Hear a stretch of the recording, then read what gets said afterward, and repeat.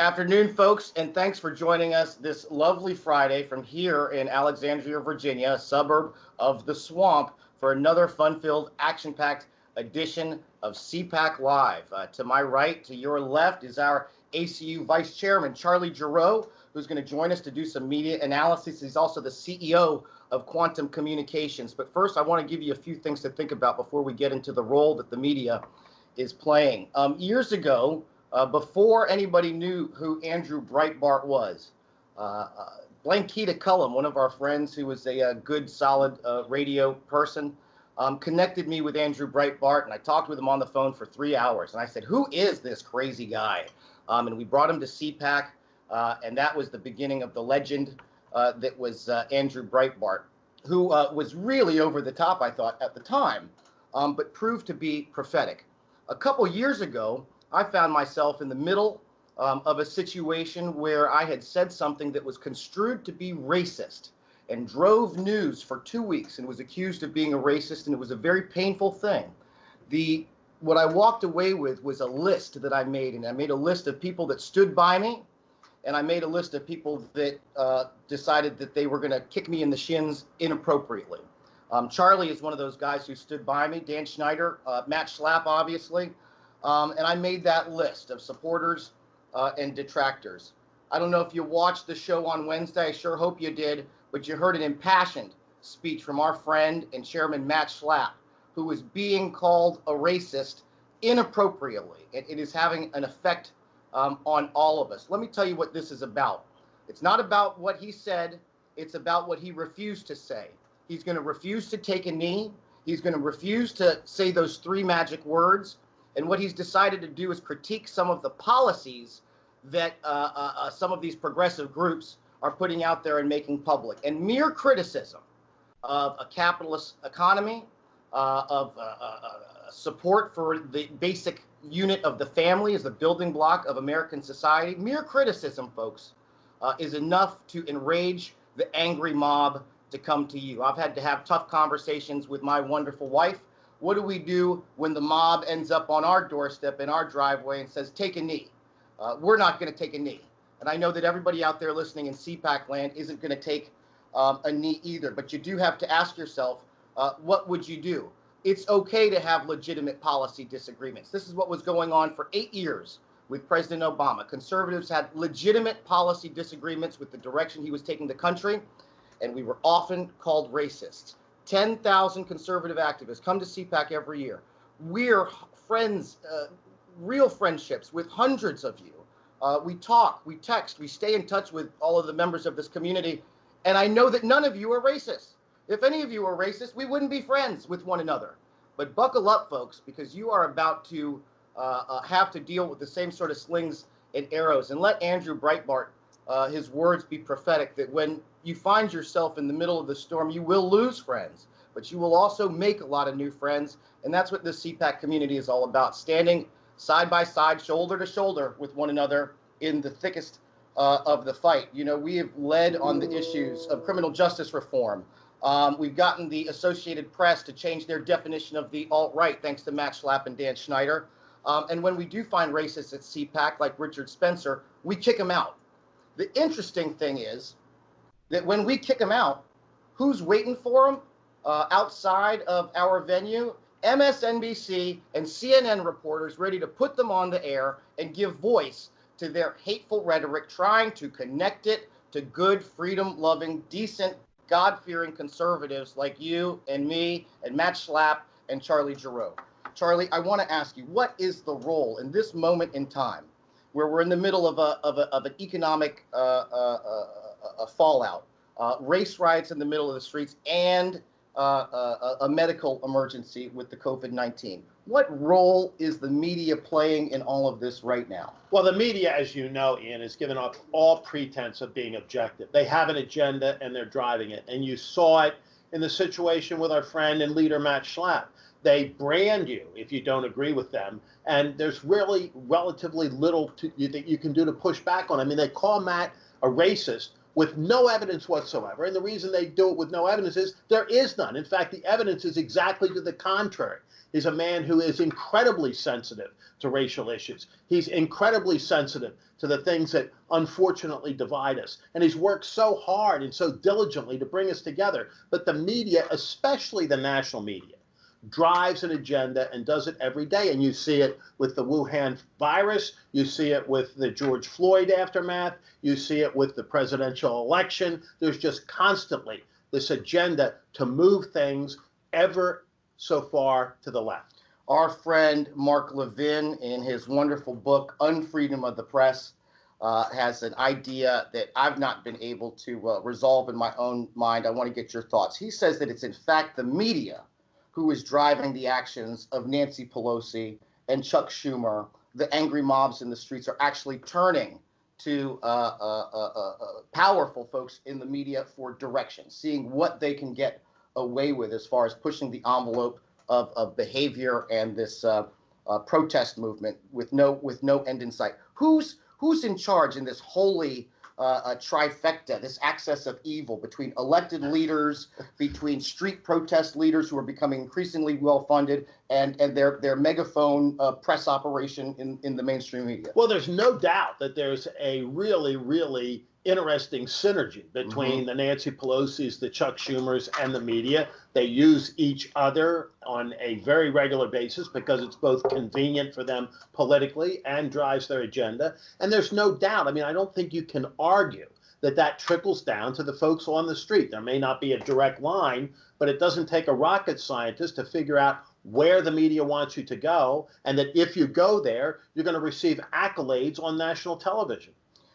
You, of course, are the CEO of Quantum Communications, which is out of Pennsylvania. You are an expert on Keystone State politics. You've often described it as being 6 states in one. Donald Trump won the state in 2016. My recollection is that the polls never had him up.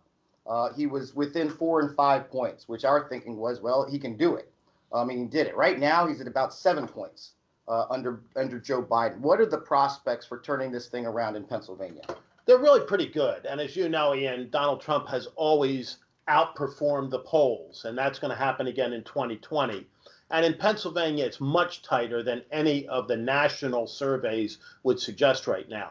President Trump won Pennsylvania, the first Republican since George H.W. Bush to win the state, by a very small margin, by about 45,000 votes. And my guess is that it's going to be a very, very small margin again. But in 2016, Donald Trump punched through the blue wall, opened up that inside straight across the Rust Belt that brought him to the presidency. Pennsylvania was actually the state whose electoral votes pushed him over the top. I think the Keystone State will do that for him again in 2020 for a couple of reasons. You see the media, again, focused on what's going on in southeast Pennsylvania. That's Philadelphia and the surrounding suburbs. But what they aren't looking at or refuse to talk about is what's going on in the other corner of the state, where in traditional Democratic strongholds, President Trump is not only winning, but is winning by increasingly large and impressive margins. That more than offsets what's going on in the southeast. And so the central part of the state, which has always been known as the Republican T, is probably going to be the fulcrum on which that teeter-totter balances out in November. I believe Donald Trump will win Pennsylvania, and once again, with it, the presidency. We were, my wife and I just took a wonderful trip up to Minnesota to go spend time up there and get a sense of how people were feeling. There was a real disconnect with the activists and just regular folks up there from what is happening in the major cities, especially Washington, D.C. and New York City. My sense was that they are not following this as closely as you and I are. Now, they're not interested in going down the rabbit hole of negative day-to-day 24/7 news cycle stuff. Part of it is because it's confusing. The other part of it is it's a waste of time. Do you find that in that western part of the state that there's that disconnect where they just don't care about the same things that political folks trapped they inside not the only bubble are don't concerned care, about? Ian, they're repulsed by a lot of it. They're working people that are at their jobs most of the day and taking care of their families and feeding them and getting the dog to the vet and the kids to Little League and dinner on the table and the mortgage paid and all those realities of life. But they really are turned off by the 24/7 news cycle. They've got their information. They're going to be at the polls for Donald Trump. And you saw that even in the primary election in Pennsylvania a couple of weeks ago, where there was no reason whatsoever for Republicans to come to the polls. There was no statewide contest on the Republican side. And yet they came out in droves, outperforming the Democrats at the polls in very, very large numbers. Why did that happen? I mean, that's a very clear message that the media notion that there is a gap in enthusiasm between the Biden camp and the Trump camp is just pure fiction. It's a myth.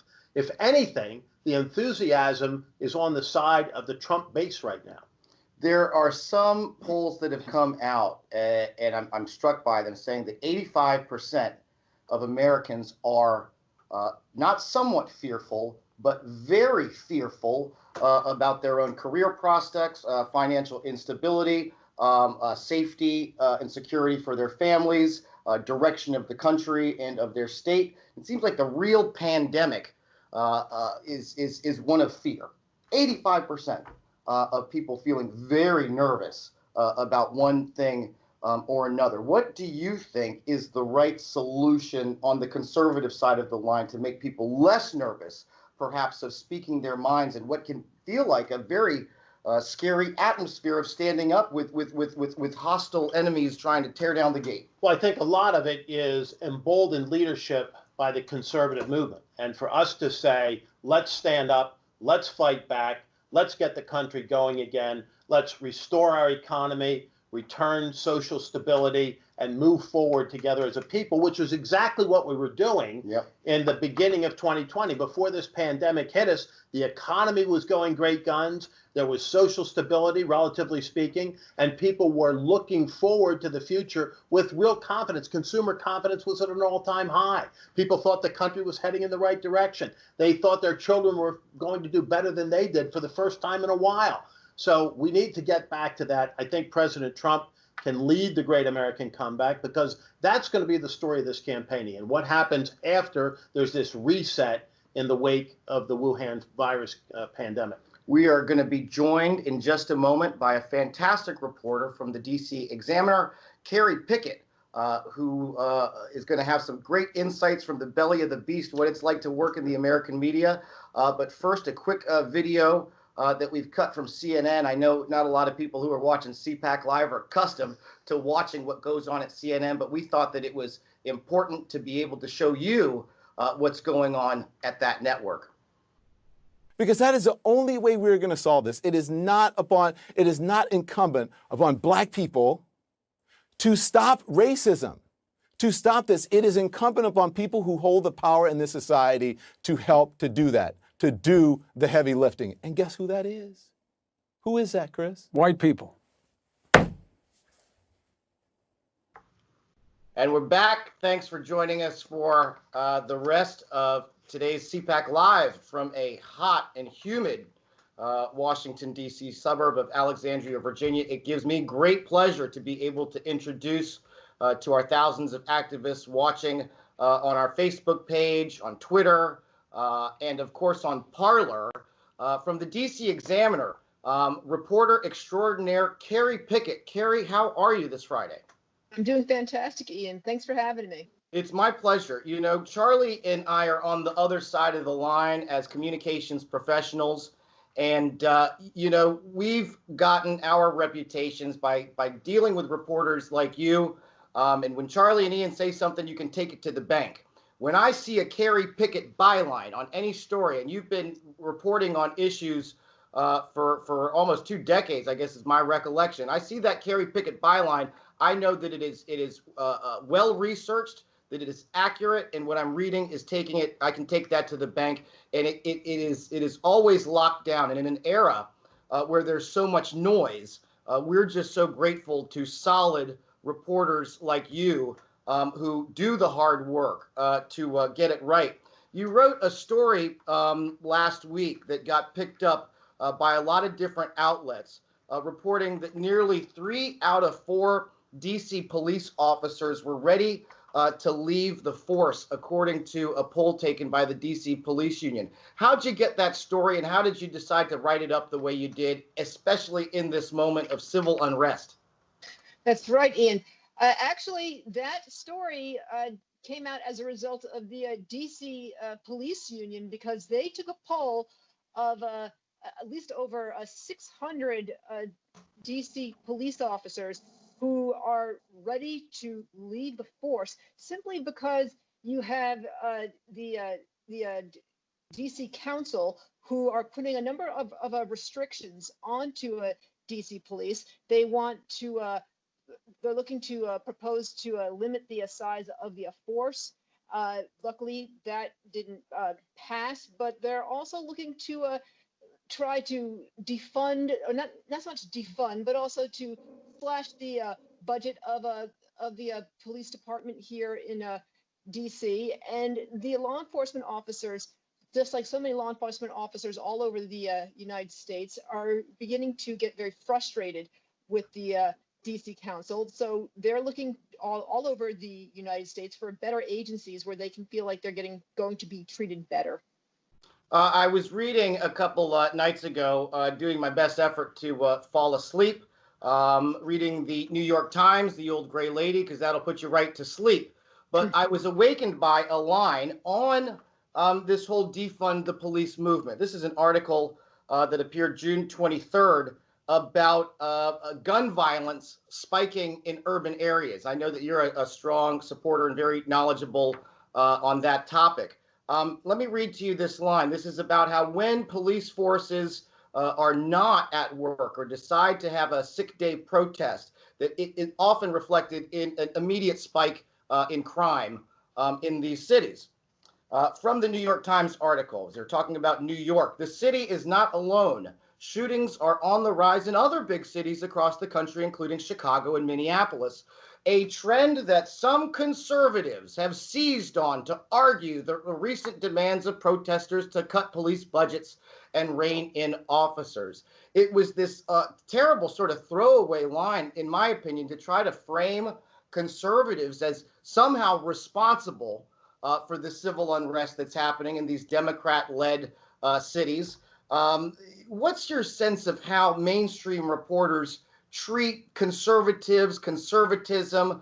There's obviously bias, but you being in the belly of the beast, having worked in several newsrooms, being coming from the perspective of being a reporter, how do you think your colleagues in the Fourth Estate think about conservatives? Well, first off, we all know that the majority of the Fourth Estate really don't think a whole lot of conservatives. In fact, they don't think very much in terms of how conservatives tend to think about things, because they don't ask conservatives what they think about things. That being said, as far as what you mentioned about the shootings, especially over in New York, they're wondering, well, gee, why are all the shootings going up here in New York? We don't know why, huh? Well, first off, the New York City Council, along with the Mayor de Blasio, they dismantled the plainclothes cop unit over in New York. What did that plainclothes cop unit do? They took illegal guns off the street. That was their whole purpose in life. So next thing you know, oh my goodness, all the shootings are going up in New York. Well, that's because they don't have cops on the street trying to deal with a lot of those shootings, a lot of those illegal guns. And so when you take the cops off the street, when you end up hamstringing the cops, well, yeah, a lot of shootings are going to happen. Yesterday in the Senate, Tim Scott's police reform bill didn't pass. And I had some folks call me up telling me how when Chuck Schumer said why he wasn't going to vote for it, he wouldn't even look at Tim Scott. He was afraid to make eye contact with his colleague from South Carolina. Nancy Pelosi was quoted yesterday, I think she gave it to Portnoy, saying, "We're not going to let Senate Republicans get away with murder." Wait for it, the murder of George Floyd. So somehow in Nancy Pelosi's mind, and it's picked up by legitimate news organizations, she's trying to pin the death of George Floyd on conservatives, on Senate Republicans, on her colleagues in the House of Representatives, on the 10,000 activists that come to CPAC. What can you tell conservative activists? Where can they go to get legit information, especially where they're in a moment where there's so much noise and folks are really just looking for some sort of accurate information to figure out how to begin reopening their businesses and live their lives again. Well, first off, they come to the WashingtonExaminer.com for accurate information, first and foremost. But that being said, look, you're going to have lots of the liberals who are going to constantly go back to George Floyd as a reference point every time they feel that they need to gin up some sort of idea that they feel that they're going to need to get people's emotions attached to some sort of legislation, because when they feel, oh my God, people are forgetting about George Floyd, because George Floyd gets people angry. It somehow creates an image of that cop's knee on this poor man's neck, because what are we saying? Oh, well, this is about George Floyd, right? Yeah. Oh yeah, it's about that guy who was horribly killed over in a Minneapolis. It's we can't forget about him, but ultimately they have forgotten about him, and that is the tragedy of it all. So this is something that the Democrats are always going to come back to each and every time, because in the end, what happened?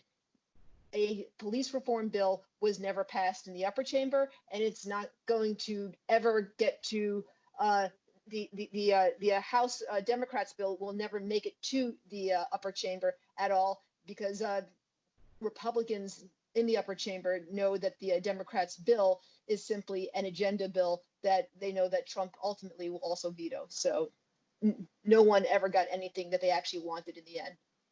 Kerry, I wanted to come back to some questions that were asked of you and that you made reference to regarding the fourth estate and the fact that it has increasingly become not only monolithic, but much, much more further to the left than it has historically been. What in the heck is going on in our journalism schools? My goodness. Journalism schools have turned into essentially indoctrination schools. It's not so much about the who, what, when, where, why, how. It's more about how can we change the world, more than anything else. It's about how can we do hit pieces on the politician that you hate most, more than anything else. And honestly, more reporters or people who want to be reporters aren't even going to a journalism school anymore anyway, because people tend to look at it as a waste of money and a waste of time. So they end up tending to learn how to be a journalist other ways. And so a lot of newsrooms are simply just hiring a lot of the 20-year-olds just straight out of college, and they're really learning pretty much just from the ground up, and most of the journalists coming in are usually activists. And you said that, a lot of these journalists don't care what conservatives had to think because they don't even ask them about it. How do we get past it? I mean, we can't count on editors, apparently, to require of their reporters doing the right thing, even from a basic standpoint of journalistic ethic. How can we as conservatives move past allowing them to simply put words into our mouths? Well, one of the main things that conservatives need to remember is that